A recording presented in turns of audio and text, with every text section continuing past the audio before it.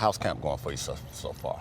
It's going good. Yeah. Everyone's excited to be back, ready for another go at it. And we got a lot of talented guys and guys who are ready to go and who are excited to be here. Won 101 games, obviously not the way you want to end the season, but as far as looking forward, you added some guys this offseason. Corbin Burns, Craig Kimbrel. You deal with these guys, but how have they been able to sort of adjust to what you... I think, they obviously bring a ton. Yeah. I've been able to catch both of them, and the talent and the stuff they have and the way they go about their business is just top tier. And it's been cool to watch them do that so far. And it seems like everyone's like gravitating towards them, and everyone's excited to have them here. And they seem like great guys. Everyone's heard great things about them, so we're so happy that they're here. You win 101 games, as I mentioned. How do you make it consecutive? What do you have to do as a team? As you know, we play a lot of games. And, yeah. It's the day in, day out, and finding a way to win.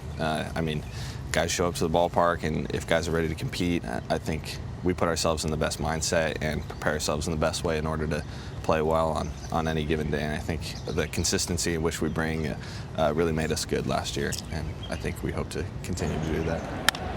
Goals-wise, do you write anything down? Do you sort of set any goals and sort of set them aside and go, this I want to achieve, even though you've only been in the league a year and a half?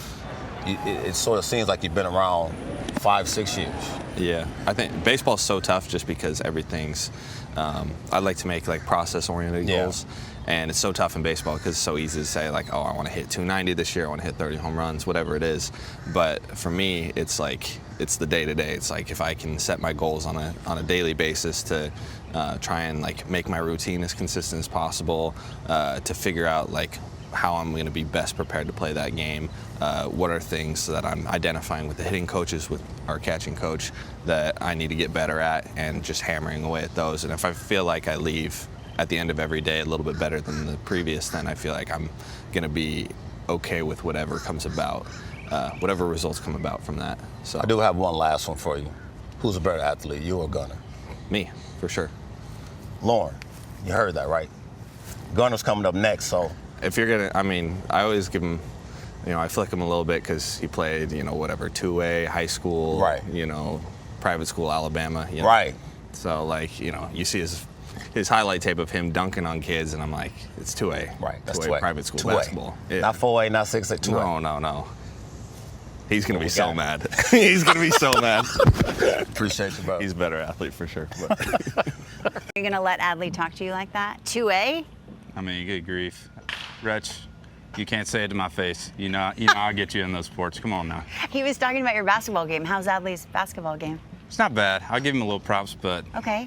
I don't want to be too cocky, but I'll beat him. But you'll just put your Rookie of the Year trophy in his locker like it's nothing? Yeah. How you feeling? How's the oblique? That's great. Been in my full progression now. Been doing full workouts, and should be good for games here in the next week or so. Okay, that's great news. Next week, hopefully. We spoke 2 weeks ago, and you were holding the Rookie of the Year trophy, and you were saying, there's more to do. What can you do to build on it? Yeah, just go out there and continue to just let my instincts take over.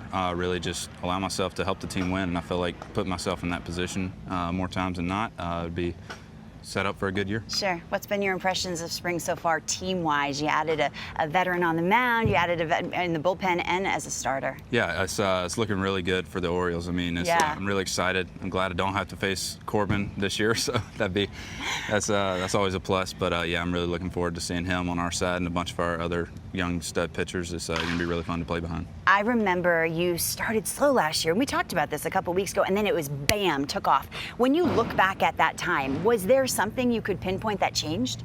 Yeah, I felt like I was just trying to be too perfect, trying to do everything just right. And once I just allowed myself to fail, but just doing it at 110%, just kind of took off from there and never looked back. You're so darn good at shortstop. There's been so much talk about you playing shortstop forever. Is that your natural position, right? Yes, ma'am. Growing up, it was always shortstop all the way? Mm-hmm. Okay.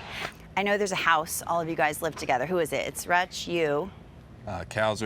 Kyle Stowers, and Ryan Mountcastle. Okay, what's that house like? Any fun moments so far? Yeah. We've partaken in a lot of fishing. We got Kyle Stowers' first fish ever, so that was a big moment in the house. And then besides that, we've just been hanging out. We just got some cornhole boards.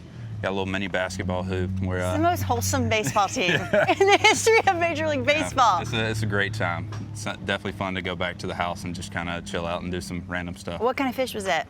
He caught a catfish. Catfish. How big? It's probably about that big. All right. Not bad for the first fish. All right. So. The Orioles are a catch. I'll be here all day. I'll be here all day. That was bad, Gunnar Henderson.